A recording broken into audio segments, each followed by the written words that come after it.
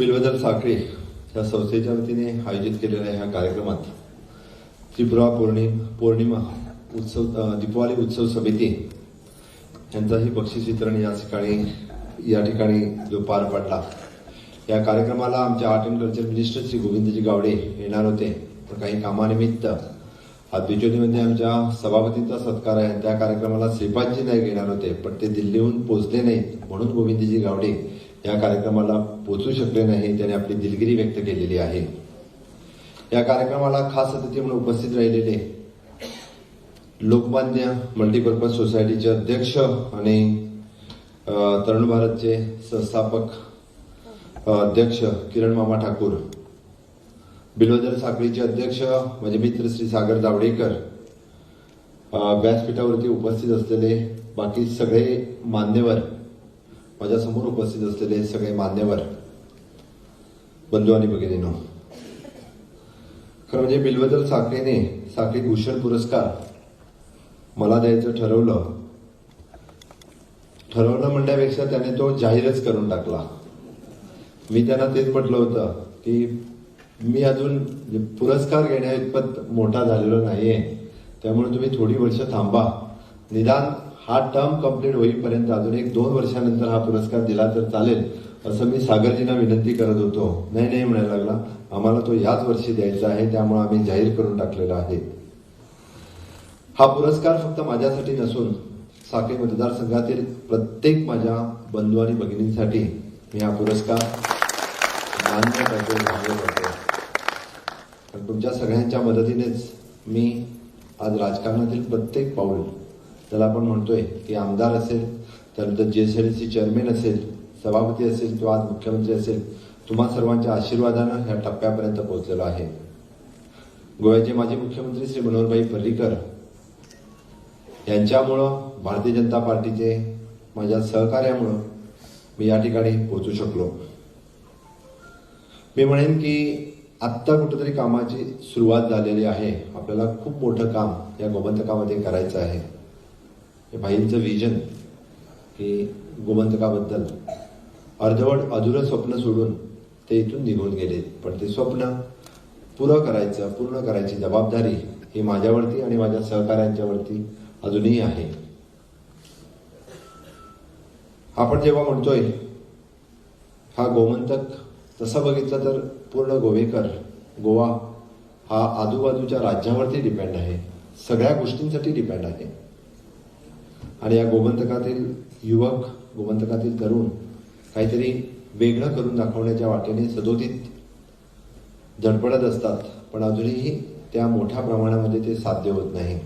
गोव्याच्या दृष्टीने जे इन्फ्रास्ट्रक्चर तयार व्हायला पाहिजे ते मागे 5 वर्षाने त्याचा प्लॅन रेडी झाला, त्याचं काम सुरू झालं, अजून पूर्णत्वास नाही आलं, पण कदाचित पुढच्या 3-4 वर्षामध्ये जे इन्फ्रास्ट्रक्चर पुढील 25 वर्षासाठी पाहिजे ते इन्फ्रास्ट्रक्चर या 3-4 वर्षामध्ये पूर्ण होईल। त्याही पुढे जाऊन फक्त इन्फ्रास्ट्रक्चर झालं पण होणार नाही, पण गोमंतकातील पुढच्या 25 वर्षासाठी आपल्या गोमंतकातील लोकांसाठी, तरुणांसाठी जे पाहिजे ते तयार करण्यासाठी मला वाटतं ते करायला आपल्याला इतर लोकांचं सहकार्य लाभेल। ज्या पद्धतीने मामाने म्हटलं की कितीतरी लोक या ठिकाणी यायला तयार आहेत, इन्व्हेस्ट करायला तयार आहेत, आणि इन्व्हेस्ट केल्यानंतर त्याची मदत आपल्या सगळ्या तरुणांना होऊ शकते, पण अजूनही कुठंतरी इन्व्हेस्ट करायला येणारी लोक घाबरतात, अजूनही इन्व्हेस्ट करत नाही। त्यासाठी कारणं वेगवेगळी आहेत, त्या कारणामध्ये आत्ता मी जात नाही, पण मामा आपण बोललेल्या गोष्टीवरती मी एकच सांगेन, आम्ही बऱ्याच गोष्टी सुरू केलेल्या आहेत आणि त्या अस्तित्वात येण्यासाठी थोडासा वेळ लागेल, पण येत्या ऑक्टोबर नंतर आमचा single window clearance, ease of doing the business याची पॉलिसी आम्ही क्लिअर करतोय।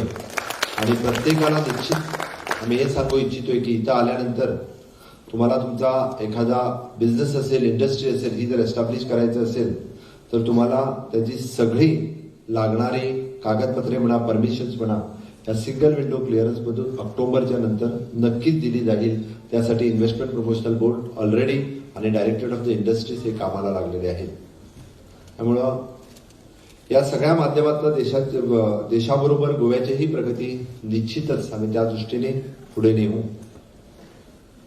आपण बघतोय की कितीतरी जण या गोव्याचा विचार करत असताना की आपण मायनिंग इंडस्ट्री म्हणा, टुरिझम इंडस्ट्री म्हणा, आज मुद्दामून एका गोष्टीचा उल्लेख करेन की आज या कार्यक्रमाला येत असताना मला दिल्लीहून एक फोन आला की काही लोकांनी आज जो टॅक्सी स्ट्राईक पुकारलेला आहे कालपासून, त्यामुळे आपल्या वेगवेगळी बुकिंग्स कॅन्सल केली आणि टुरिझम डिक्लाइन झाला म्हणून.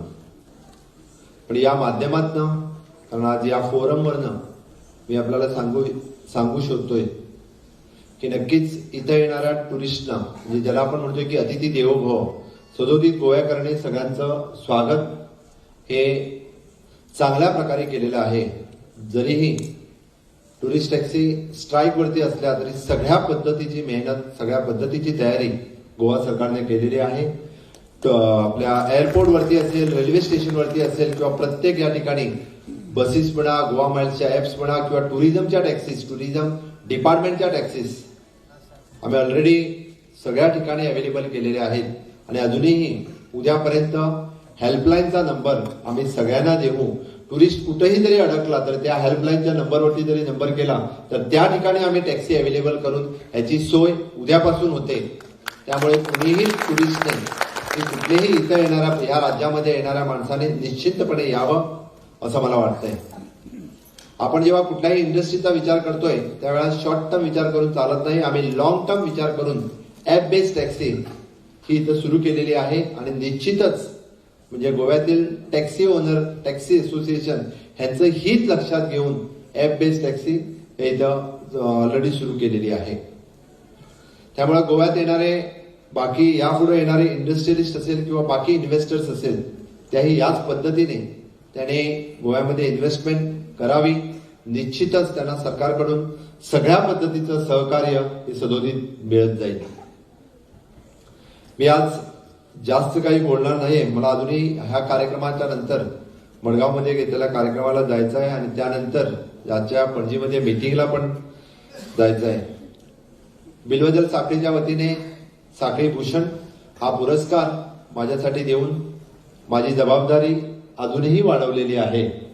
कारण निश्चितच आपण हा पुरस्कार या अगोदर माननीय प्रतापसिंगरावजी राणे यांना बहाल केलेला आहे.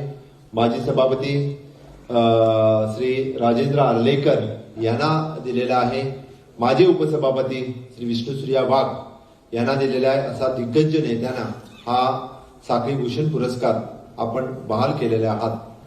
साखळी भूषण पुरस्काराच्या नंतर म्हणजे फक्त साखळीच नाही तर गोमंतकामध्ये आपण खूप काही काम अजूनही करायचं आहे. आणि त्यातल्या त्यात साखळीमध्ये म्हणजे साखळीच्या विकासामध्ये नक्कीच आपण साखळीचा मास्टर प्लॅन जीएसआरटीसीचा चेअरमॅन असताना पूर्ण केलेला आणि त्याचं काम खऱ्या रीतीने आत्ता कुठेतरी सुरू होईल. कारण त्याचा फक्त मास्टर प्लॅन कंप्लीट झाला होता. त्याचं काम आपल्याला पुढच्या 3 वर्षामध्ये सगळी कामं ही सुरू झालेली दिसेल आणि नक्कीच ते पुढच्या 4-5 वर्षामध्ये पूर्ण साखळीचा चेहरा मोहरा आपल्याला बदललेला दिसेल. बिल्वजल साखळी गेल्या 7 वर्षामध्ये आपलं योगदान साहित्य म्हणा, सांस्कृतिक कार्यक्रमामध्ये फक्त साखळीतच नाही तर या पूर्ण सत्तरी, डिचोली आणि वेगवेगळ्या भागामध्ये साहित्यिक असेल, कलाकार असेल यांना सगळ्यांना घेऊन आपण खूप चांगल्या तऱ्हेचं कार्य आपण खरोखरच करत आहात. त्या निमित्तानं साहित्याची निर्मिती, संस्कृतीची चरणघडण या भागामध्ये चांगल्या पद्धतीने होत आहेत. चांगली लोक आपल्याकडे जोडली जात आहेत. अशा तऱ्हेने साहित्य निर्मिती अजूनही नवयुवकांना, तरुणांना आपल्या या बिल्वजल संस्थेमध्ये आपण जोडून घ्यावे आणि खरोखरच युवकांच्या मनामध्ये प्रेरणा देत आपण बिल्वजलाचं कार्य आपण वाढवत जावं ही आपल्याला शुभेच्छा. किरण मामा ठाकूर यांच्याबद्दल काय सांगायचं. पूर्ण गोमंतक त्यांना तरुण भारतच्या रूपाने तर ओळखत होतच, पण लोकमान्याच्या रूपाने अजूनही जास्त प्रमाणामध्ये ओळख झाली. मी मुद्दामून त्यांच्याबद्दल उल्लेख करेन की किरण मामा ठाकूर आणि माझी पर्सनल ओळख ही 2000 पासून. मला एका संस्थेत आमची साई लाईफ केअर ही संस्था कोठंबीमध्ये एका कार्यक्रमामध्ये प्रमुख पाहुणे पाहिजे होते आणि मराठी एकांकिका स्पर्धा, मग गेस्ट कुणाला बोलवायचा, की प्रत्येक वेळी आपण आमदार खासदारच बोलवत होतो. आमच्या त्यावेळीच्या सगळ्या माझ्या मित्रांनी ठरवलं की नाही, तरुण भारत हा अग्रगण्य पेपर आहे आणि त्याचे संपादक किरण मामा ठाकूर आम्ही कोठंबीमध्ये बोलवायचं. आता तसं झालं तर त्यांना बोलवणार कसं? मामा काही आम्हाला ओळखत नाही, मामा काही आम्हाला भेटत नाही. मग आम्ही ठरवलं की सागरजी जावडेकरांची आम्ही जाऊन भेट घेतली. मामा थोडे दिवस गोव्यामध्ये, थोडे दिवस बेळगावमध्ये असायचे. आम्ही म्हटलं की नाही, मामाला भेटायचं, पण मामाची भेट काही झाली नाही. पण मामाला आम्ही तिथंच एक पत्र दिलं सागरजी जावडेकरांकडं. सागरजीने त्यांना फोन केला, पण मामाने नक्कीच की त्याने त्यावेळी म्हणजे लहानसा कार्यक्रम, किती लोक असणार, कुठं कार्यक्रम, काय कार्यक्रम, काहीच विचारलं नाही. त्याने फक्त एवढंच विचारलं की कार्यक्रम कसला आहे. आम्ही सांगितलं की मराठी एकांकिका स्पर्धा आहे, अखिल गोमंतक मराठी एकांकिका स्पर्धा आहे. मामाने सांगितलं गावात यायला मला आवडेल आणि मी गावात येईन. एवढ्यावरतीच नाही, तर मामा चक्क त्या कार्यक्रमाला 7 वाजता कोठंबी गावामध्ये हजर. म्हणजे अवघ्या आपण म्हणतोय की 100-150 जरी लोक असेल तर मामा म्हणजे त्यावेळी तर फक्त गावामध्ये म्हटल्यानंतर हार्डली 100 लोक त्या कार्यक्रमाला होती. पण मामा म्हणजे त्यावेळीपासून मामा त्या कार्यक्रमाला आले. मामांचं खूप सुरेख भाषण त्यावेळी झालं आणि त्यावेळी मामाची आणि माझी पहिल्यांदा भेट झाली. म्हणजे 2000 पासून आज 19 पर्यंत, म्हणजे गेली 19 वर्ष कुठल्या ना कुठल्या कार्यक्रमाच्या निमित्ताने का असेना मामाची भेटगाठ ही सदोदित व्हायची. आज मी आमदार आणि मुख्यमंत्री आहे म्हणूनच नाही, तर 2000 पासून 2008 पर्यंत सुद्धा वेगवेगळ्या कार्यक्रमाच्या निमित्ताने भेटले की ते प्रोत्साहन द्यायचे वेगवेगळ्या कार्यक्रमाच्या. 2005च्या आमच्या युवा महोत्सवाला पण मामा साखळीमध्ये येऊन आम्हाला मुद्दामून येऊन गेले होते. अशा पद्धतीने गोमंतकातील प्रत्येक कार्यक्रमामध्ये जो जो उत्स्फूर्त कार्यक्रम असायचा त्यामध्ये सहभागी व्हायचे. गोव्यातील विविध प्रश्न त्यांनी जसं सांगितलं की खरं म्हणजे राजकारणाला आपल्यावरती केलेली टीका आवडत नाही, पण मी नक्कीच सांगेन मी तशातला नाहीये. जर चुकत असेल ते माध्यमाच्या म्हणजे प्रसार माध्यमाच्या रूपात जरी लोकांसमोर आलं काहीच हरकत नाहीये. त्यातनं मी शिकत असतोय आणि मी रोजच म्हणतोय की शिकणं हा माझा धर्म आहे. यापुढेही मला शिकायचं आहे, अजूनही खूप काही शिकायचं आहे. शिकत राहिलो तरच पुढे जाईन, म्हणजे शिकेल तो टिकेल ह्या उक्तीप्रमाणे अजूनही माझं शिकणं चालूच आहे आणि यापुढेही शिकायचं आहे. आपल्यासारख्या थोरा मोठ्यांचा आशीर्वाद हा माझ्यासाठी खूप महत्वाचा आहे, खूप मानाचा आहे. आजचा हा साखळी भूषण पुरस्कार तुम्ही सगळ्यांनी या ठिकाणी उपस्थित राहिलात त्याबद्दल मी आपल्या सर्वांचा आभारी आहे. आपल्या सगळ्यांचा आशीर्वाद सदोदित माझ्यावरती असाच असू द्या, एवढीच सदिच्छा. जय हिंद, जय गोवा.